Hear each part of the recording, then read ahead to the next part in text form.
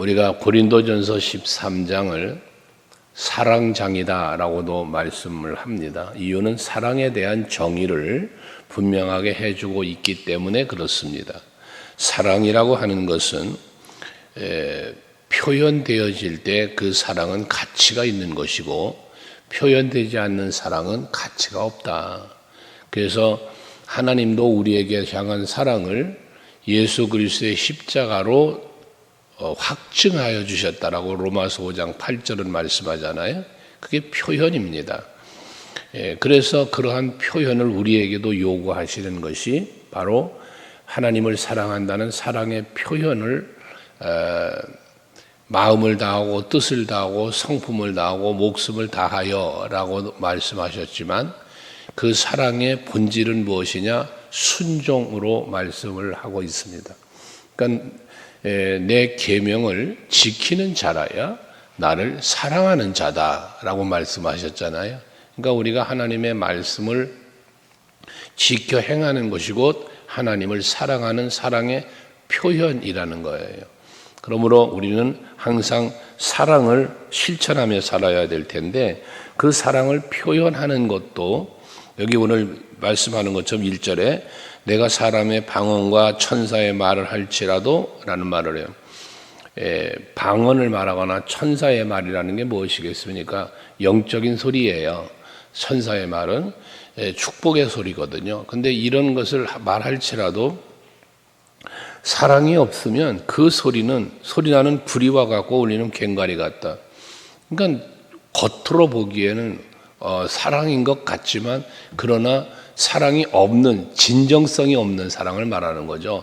진정한 사랑이 아니면 그거는 그저 꽹과리 소리와 징소리와 같다라는 것이거든요.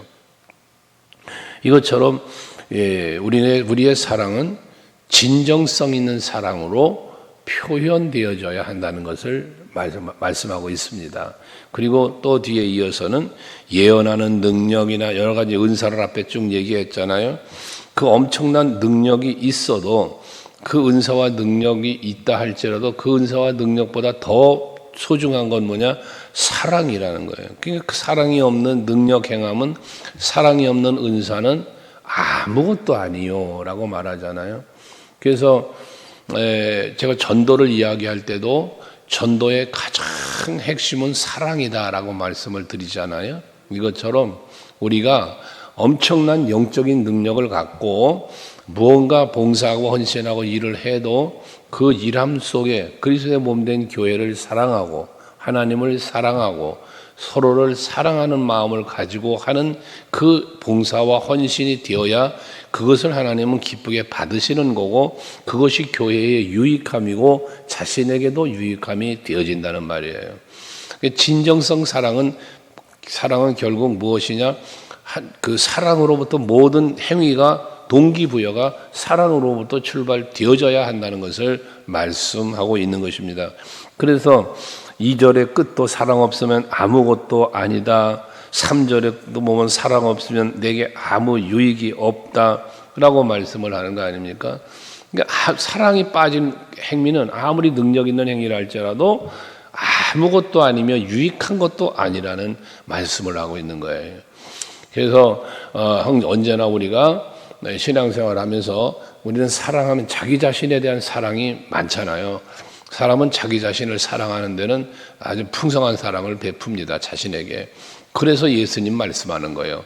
너 자신을 사랑하는 것처럼 이웃을 사랑하라고 말씀하는 이유가 그거거든요. 우리들 스스로를 내가 나를 아끼고 사랑하는 것 같이 우리도 이웃을 사랑할 수 있어야 되고 내가 나를 사랑하고 아끼는 것처럼 그리스도의 몸된 교회도 사랑하고 아낄 수 있는 그런 우리들이 되어야 한다는 것을 말씀하는 것이죠. 그러면서 그 사랑의 유익함에 대한 말씀을 하면서 4절 이하에는 사랑에 대한 정의를 여러 가지로 말씀하고 있잖아요. 사랑은 오래 참는 것이다. 무슨 설명이 필요하겠어요. 사랑은 오래 참는 것이다. 사랑은 온유한 것이다. 시기하지 않는 것이다. 자랑하지 아니하는 거요. 교만하지 않는 거며. 이게 사랑이라는 거예요. 그러니까 우리가 여기 나열되어 있는 것들을 보면 내가 오래 참나? 참을 줄 안다면 그게 사랑이라는 거예요. 내가 온유한 마음으로 서로를 대하나? 그게 사랑이라는 거예요.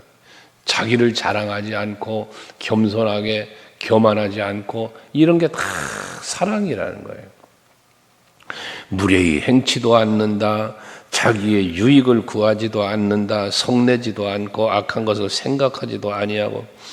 그러니까 결과적으로 말하면 이 사랑은 무엇인가를 그 나열된 있는 전체를 통틀어서 생각해 보면 예수 닮는 겁니다.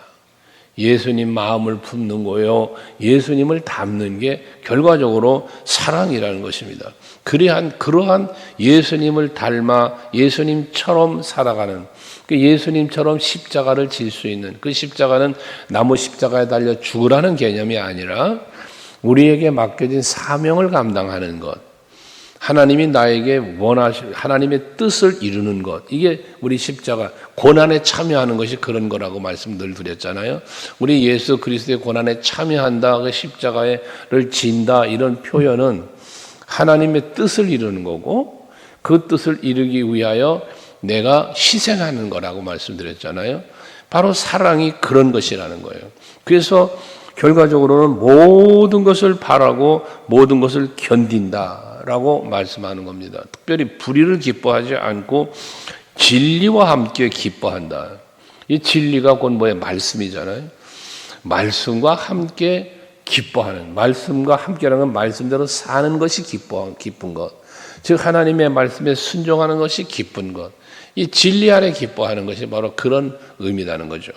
그래서 그런 말씀을 이루기 위해, 하나님의 뜻을 이루기 위해서, 사랑하기 위해서 모든 것을 참으며 모든 것을 믿으며 모든 것을 바라며 모든 것을 견딘다라는 것입니다.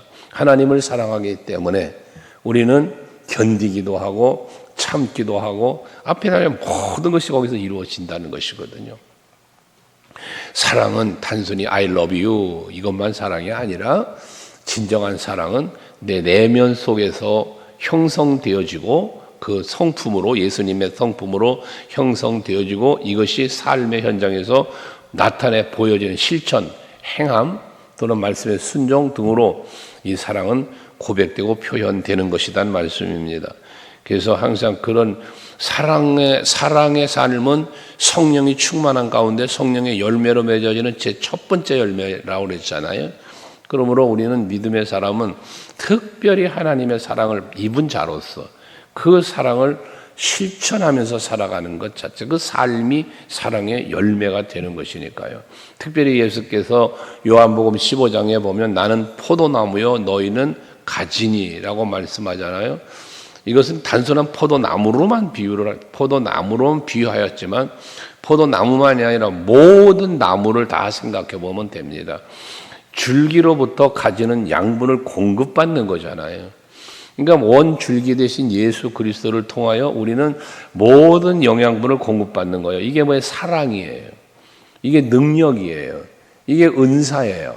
모든 은혜를 말합니다. 그런 은혜를 우리는 공급받고 있는 거예요. 예수 그리스도를 통하여 공급되어지는 그 은혜와 사랑과 능력을 가지고 뭐에 사는 거예요. 내가 살면서 열매를 맺는 거예요. 그 열매 중에 사랑의 열매, 뭐 실학과 화평과 오래 참, 이 성령의 9가지 열매들, 또는 뭐 의의 열매, 빛의 열매 등등 성경이 말하는 모든 열매는 내 삶으로 이루어지는 것이 열매라고 그랬잖아요.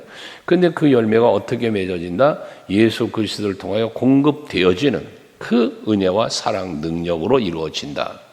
그래서 사도 베드로가 베드로전서 4장에서 말씀하는 거 아니에요?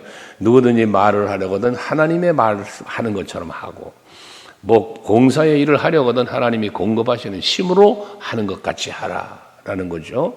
빌립보서 4장에서 바울은 내게 능력 주시는 자 안에서 내가 모든 것을 할 수 있다라고도 말씀한 것처럼 우리가 사랑을 실천하고 사랑을 표현하고 유익한 사랑을 표현하고 실천하는 것도 하나님께서 공급하시는 예수 그리스도의 그 십자가 보혈과 은혜와 사랑으로 공급되어진 이 엄청난 은혜와 사랑으로 우리들은 그 모든 것들을 실천할 수 있음을 말씀한다고 말이에요. 그런데 이 사랑은 어떤 사랑이 되냐? 즉 하나님께로부터 우리에게 공급되어진 진실한 사랑, 거짓된 사랑이 아니라 왜곡된 사랑이 아니라 진정성 있는 사랑, 유익한 사랑은 8절에 이 사랑은 언제까지나 떨어지지 아니하되 라고 말씀을 합니다. 하나님께서 우리에게 공급해 주시는 사랑은 떨어지질 않아요. 끊어지질 않아요. 영원한 거예요. 예언도 패하고 방언도 그치고 지식도 패하리라. 다른 모든 예언, 은사, 능력 이 모든 것들은 다 끝나는 날이 있지만 사랑은 끝이 없다는 걸 말씀하는 겁니다. 그러니까 우리는 그 사랑을 입어 사는 거예요.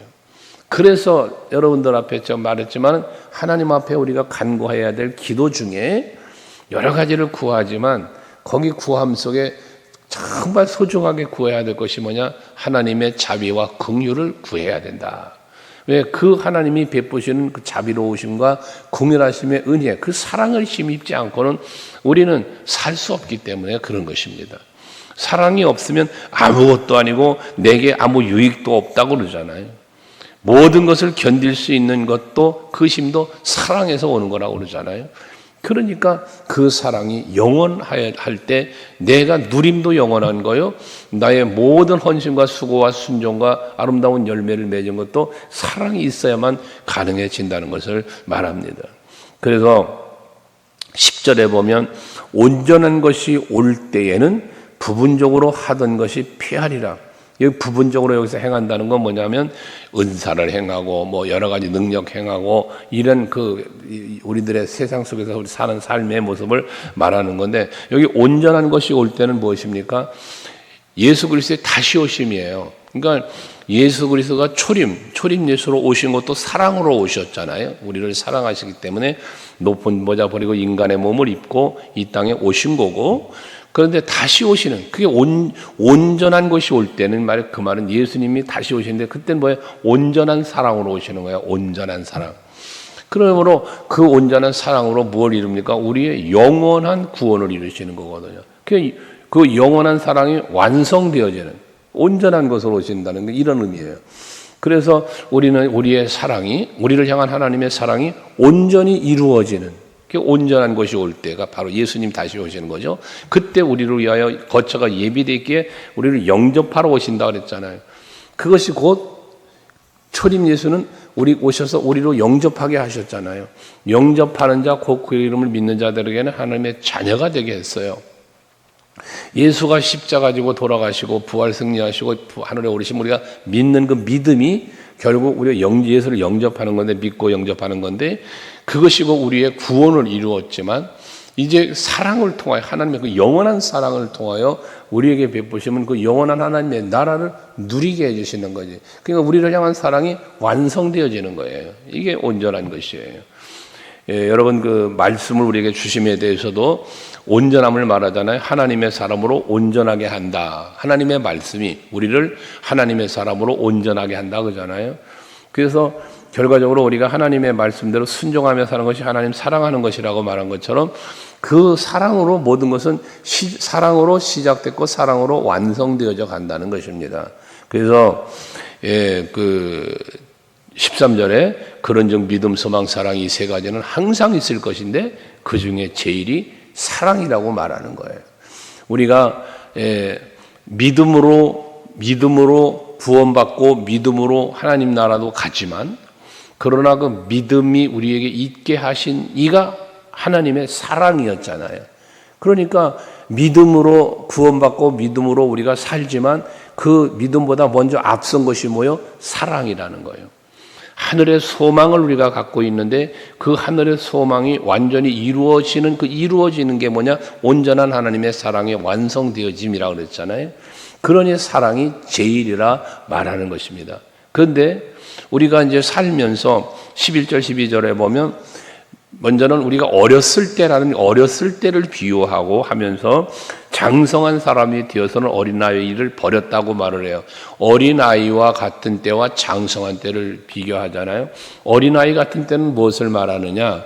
어린아이는 자기중심적이에요. 내가 바라고 내가 원하는 대로 하려고 해요. 그걸 원하고 살아요. 이게 어린아이와 같은 때예요.